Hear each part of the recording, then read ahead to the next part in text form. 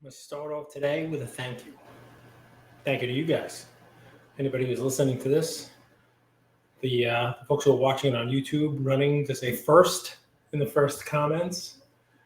The folks who joined on Whatnot streams, who joined on Drip streams, who've commented, who have reposted, the Andy Savakinuses and the Iowa Daves who let folks out there know about the episodes. I probably shouldn't be like, wow, surprised by this, but this is the 75th episode of The Hobby with Cage, 75. And, I guess I shouldn't be pausing to kind of, talk about 75 episodes, especially since, when you count like the Whatnot shows and, some of the live stuff and we did, Andrew and I did over 1,000 episodes together. So, that was a 3-year process every day. This is kind of like scaling it back, right? Doing it Monday, Wednesday, Friday, and, now I got 75. It's such a small number by comparison. But when I look around at, the hobby itself, kind of, the content of the hobby and just the entire industry, 75 is a lot. Forget about the 1,000 before this. The 75 on its own, that's rarefied air as far as hobby content is concerned. I mean, there's probably, I don't know, a few dozen or so hobby podcasts that have passed that. Dr. Beckett, you're in your own league, and I'll never catch you unless I start doing 2-a-days. But let me hit the lottery, and I'll give it a shot. The funny part about that is, it's 75, but I feel like I have enough to talk about to do 7,500 of these episodes. I feel like the hobby on a daily is always giving you something to talk about, let alone the decades of hobby craziness that I've seen and the ability to kind of, tell stories and just talk about the hobby. As I record this, we're a couple of hours from breaking news. You've probably, by the time you're listening to this, have seen it 500 places, but following suit with the NFLPA, this is a different entity, the WWE, World Wrestling Entertainment, allegedly, according to a report from Darren Ravel on Twitter, has broken ties with Panini and has done kind of the same thing, basically saying that Panini has breached their contract. I don't know what's going on there. I don't know, what the facts and the details are. I'm just telling you about the report. You can read it on Twitter, on Darren Ravel's account if you can. But the difference between a WWE and an NFL is NFL and the Players Association each have their own ability to make a contract. There is not the same thing with WWE. It's just the WWE, which, if you want to go a layer deeper, the UFC and the WWE are now part of the same company, Endeavor, and I believe Panini loses their license at the end of this year for the UFC. So does that mean Fanatics is going to be making UFC and WWE cards shortly, in short order? It's just so many, interesting things to talk about and questions. That's just one thing. That's just today. That's just one example of how the hobby gives you, stuff to talk about. On the weekly, I'm able to do a weekly news segment. And trust me, it is difficult getting that down to a minute. I could do 15 minutes. You guys know me. If you listen to this, you know me. I can speak. There's no shortage of words. I try to keep these things to 20, 25 minutes. And it's difficult. I get up to 17 and I'm like, you're going to really wrap this up. I'm verbose. Hell, I spent 4 minutes just now talking about absolutely nothing. See how it flies? So forget it. On the weekly, there's just so much to talk about. And then you layer in, hobby news, you layer in, hobby stories, and you layer in just kind of the stuff that there's lessons to be learned. Wow. I could talk for hours. So let me tell you what's on my mind today. It's a Wednesday. Usually Monday's a brain dump. But let me tell you what's on my mind today. If you listen to this, my stories may still be up. One of the things I want to do is impart a little bit of wisdom, right? Because I've seen it. I've seen stuff come. And it's not just, wow, I'm a genius. If I'm posting something, it's because it's a lesson that I probably learned myself. It's a lesson that I'm still learning, right? And, I try to do it in a fun way where we're talking about NFL quarterbacks now, right? Oh, it's quarterback time, right? Well, I posted a story, hey, before you go out and buy that, quarterback now who you think is going to be a star, wouldn't you be thrilled if your quarterback won the Super Bowl and became the first quarterback ever to pass for 40,000 yards and run for 5,000? And I'm showing, of course, Justin Fields to lead you down that path. But then the next slide is that's Russell Wilson. And who's out there, a huge Russell Wilson collector? Who's out there making money, investing and collecting Russell Wilson? Nobody. And the next slide is, all right, well, if it's not that, then, you're about to buy a quarterback you're sure is going to win the MVP, right? And is going to finish in the top 10 in passing yards and passing touchdowns for their career of all time, of all quarterbacks, top 10 in both. Sure, you got to invest in that guy. You got to buy him for, the prices that they're charging now. Flip to the next screen. That's Matt Ryan, MVP. I think 9th and 6th in yards and touchdowns. And nobody's collecting Matty Ice. Nobody's buying the Matt Ryan cards. And it's sort of a lesson there. And sure, somebody sent me a DM and it says, you're trying to prevent people from learning a lesson that they need to learn themselves, right? Don't touch the cookie sheet when it's pulled out of the oven because, you got to learn. You got to burn your hand and then know you can't touch that, I did it myself as a kid, burn my hand, burn my chin once. I like chocolate chip cookies, fat kids, we like cookies and cake. So, but still, I'm not going to stop. I try to put that out there, use the little charts, use the card ladder charts, use the, the fun stuff that's there. That way, if you're contemplating, buying a Fields card or a Sam Howell card or a, Kenny Pickett, anyone, you name it, Desmond Ridder, whoever it may be, you're doing it with your eyes open. And I got another DM, which was a great one. Somebody telling me, hey, isn't it some of this about understanding that most cards do go down, but there's a value in owning your guy, getting a card of your guy. Sure. I trust me, I buy that. And, that's part collector, part investor. My point is not to say don't do something. You do what you like. It's your money, right? People waste their money all the time. People buy fancy cars. People buy, fancy watches that, they tell the time the same way that my, Takeo sports watch sells, tells the same time. But, people like to have those luxury items. Maybe there are buyers out there who think buying a Sam Howell RPA is, hey, look, I get to show this off just like I show off my Rolex or, whatever it may be, right? I get it. And it's not me preaching. It's me being the old man on the block trying to tell you this has happened. And you know what? I'll go a step further, right? It's a lesson that I'm still learning because even, given my time in the hobby, things change in the hobby, right? I remember Nolan Ryan cards being valuable. I remember the 1993 Finest set came out and people were after Nolan Ryan. Hell, they're still after the Nolan Ryan PSA 10 refractor sells for more than Ken Griffey Jr. by a long shot.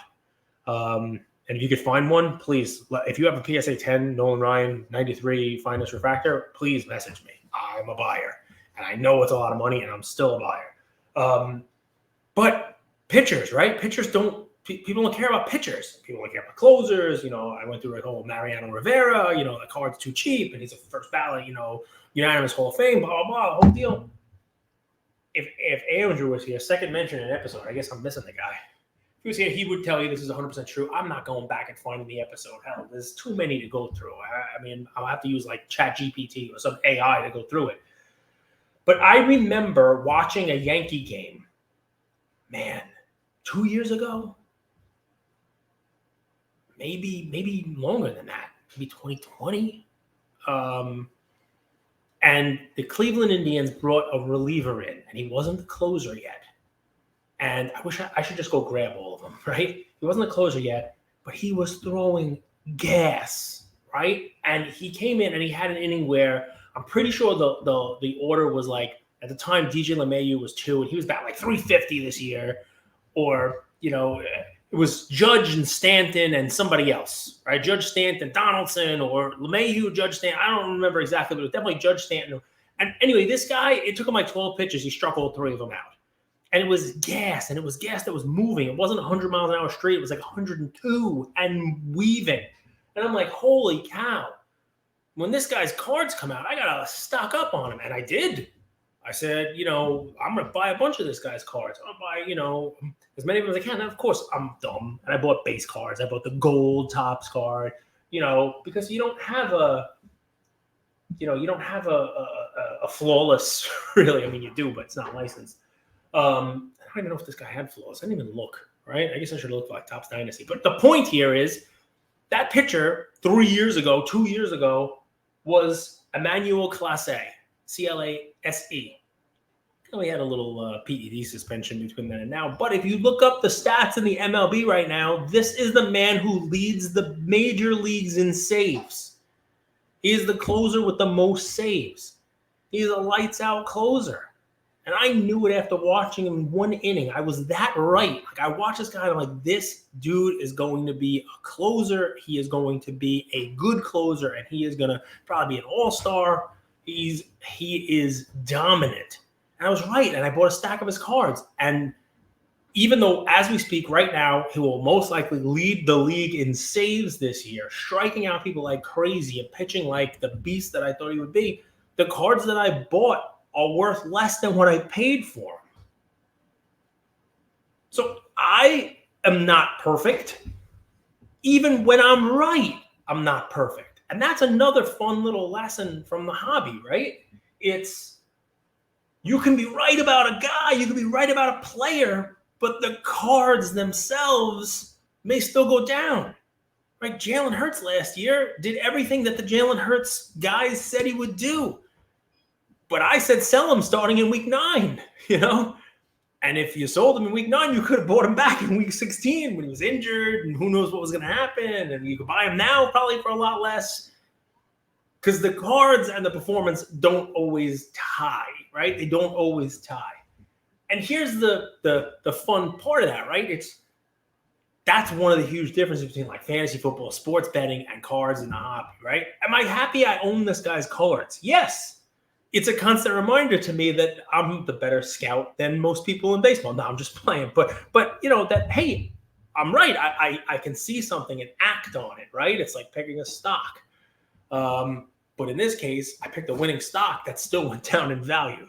That's the hobby, right? And these are the kind of things I want to be able to share with you guys, right? I want you to hear those stories because, well, a couple of reasons. Number one, can't expect everything to go money making, right? You can't expect everything to go parabolic just because we saw all this crazy run up money, boom cycle, bubble, COVID, you name it. That's kind of like a weird world, right? It just was. And it's not the way it is. Number two, even if you make the right call, it may not work out. But number three, the biggie is if you're out there saying to yourself, I can't figure this out. Like, I bought this. I made the right move. I'm still losing money. You're not alone. You just heard my story, right? I mean, I couldn't have picked it better. But you know what? Nobody cares about pitchers. Nobody cares about closers. Nobody cares about a dude who had some PED issues. And nobody cares about a pitcher in Cleveland. And you could go as far as to say nobody cares about baseball. It's going to be dead in 20 years, according to my old friend. But I'm going to come and talk about this because I know there's people out there who are sitting there saying, but, what am I to do here? Maybe I'm not supposed to be in this hobby. Maybe I'm the one doing it wrong because the content out there just shows all these flippy dippies. They show all these, look, I showed up at the show and I forgot my wallet at home and all I had was this piece of lint in my pocket. And I was able to go and take this piece of lint from my belly button and walk over to the table and turn it into this card and then walk to this table. And before you know it, Mr. Belly Button Lint left with a Michael Jordan PSA 10 at the card show because that's the content out there. That's not real. What's real is buying a card of a guy who actually turned out pretty good, but guess what? You still lose money. It's all right. You're not the only one. And here's the other part that I wanted to talk about today. I'll finally get to my title. 14 minutes in. Man, I talk a lot. Let's have a nice sip of soda here. We'll regroup. Diet Dr. Pepper today. I put a little lime in it too. Doesn't really need the lime. Anyway, flip or dip. Because there are a lot of people who have dipped already. One of the fun things in this hobby for me, while the going was good, and even before the going was good, was being able to rip a box of cards and defray the costs by grading some of the hits or all of the hits, getting the cards back, keeping the ones that I wanted to, and selling the rest. Anybody remember that was something that used to be done? You used to be able to buy a box of Topps cards for $100. Used to be able to send the cards into PSA, a bulk special. If you opened up a case of cards, you had enough to send in. $8 a card, $9 a card. And that's how you were able to keep the guy you liked. If you were a Bo Bichette guy and didn't like Yordan Alvarez, well, then you graded all of your Yordan Alvarez and your Bo Bichettes. You kept your Bichettes. You sold your Yordan Alvarez, and you made back some of, in some cases all of, in some cases more than all of, depending upon how good you did in the box, the cost of that box. And you rolled that money into the next one. And you were able to rip product, grade, sell some, but also build your own PC of a guy that you liked. Who's doing this now? Who's doing that? Maybe the people who are buying cards that are expensive enough, the boxes that are expensive enough that it's worth it to grade. But I believe grading costs too much. Plain and simple. I got stacks of cards here. I would clean out my basement. I seem to always be cleaning out my basement. I always got too many cards. I got stacks. I'm like, I could grade this. And I got to remind myself, that's not a card you can grade anymore. That's not a card you can send in for grade. I found a stack of 2012 Prism base cards. Football. Michael Vicks, Tony Romo, Eli Manning, quarterbacks, good players that I like. And, but they're base cards. They're base cards. They are, they're not going to sell for a ton, but at $8, I'd grade them. At $10, I'd grade them.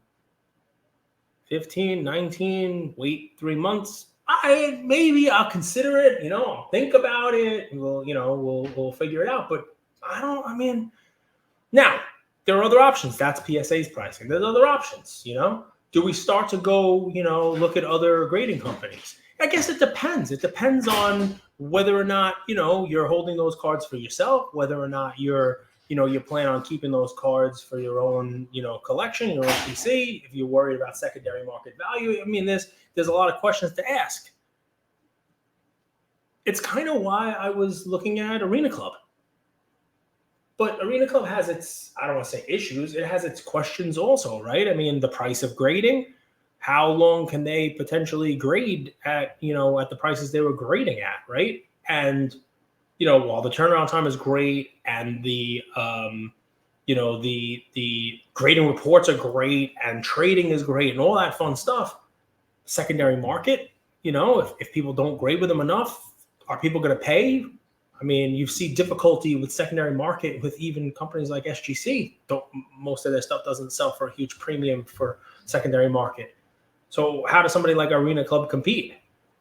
It's a difficult kind of question, right? It really is. And, I would love to have the ability to get back to where, you want to call it flipping, right? You want to call it flipping those cards, recouping. I title this Flip or Dip because I can tell you back in 2018, 2019, the majority of people that I met in the hobby, this is what they were doing.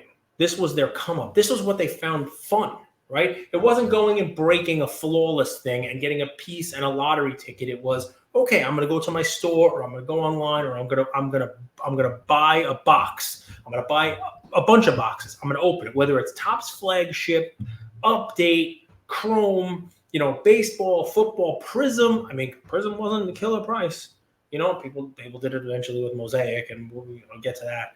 But people were opening boxes, and with those boxes, you knew $100, $150. All right, I'm going to also budget in another $100, $150 to grade cards. And $150 will go a long way, even with shipping. You could grade a bunch of cards with that.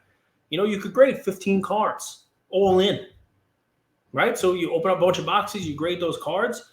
Maybe of that 15, you keep 7, you keep 8, and you sell the rest of them. And you're now building up that bankroll again to go and roll into the next thing. Call it flipping? Sure. You want to call it, like I said, recouping your money? Sure. I get it, because that's kind of what breaking is now. But breaking has become, you're distant from the collection, right? I mean, I guess player breaks, there's a way to do it, right? You don't have to buy the whole box, and you just, it's sort of getting you to the same end. But you don't have the ability to like, wow, in this box, I pulled this huge card, it's just an interesting space that we're in right now. And I wonder if you don't have this flip, do you see more dip? Dip two ways. Dip in pricing, but dip like people are going to dip. People are going to leave, especially the people who came in. We've seen enough people dip from the hobby already. And I wonder if this has to happen. I wonder if it's a healthy thing for it to happen. Because if less people are out there and less people are grading, I know I'm grading less. We'll use PSA as an example, right? I mean, I'm definitely grading less. My last submission, I think they damaged a bunch of my cards. I called them up about it, and they're like, take pictures and send it to us. And I'm like, don't you guys take pictures? Like, it was a whole conversation. I got 4 or 5 10s and 102 cards. It's insanity. And I paid a lot for the privilege of having those terrible grades. So I used to grade, 100 cards at least every month. I'm not doing that. I'm not doing that anymore. And if I'm not doing it, I bet you a lot of people aren't doing it. And if a lot of people aren't doing it, well, then guess what? What often happens when a good is not being purchased at the price that it previously was being purchased at? Price comes down. You can see it on Twitter, folks. You can see it in people posting pictures. Those Prism blasters that used to sell for $19.99, then crept up to $25 and then $29, and all of a sudden with $39.99, I'm seeing them marked down. I'm seeing them back to $29.99. Hell, I'm seeing them in Walmart with a half off. This is what happens, right? You had it at a price, right? You had the supply. The demand went up like crazy. There wasn't enough supply to meet the demand. They start making more supply, and they raise the price. More supply, increased price, demand that doesn't meet it, eventually the price has to come down. Sort of economics, right? Supply and demand.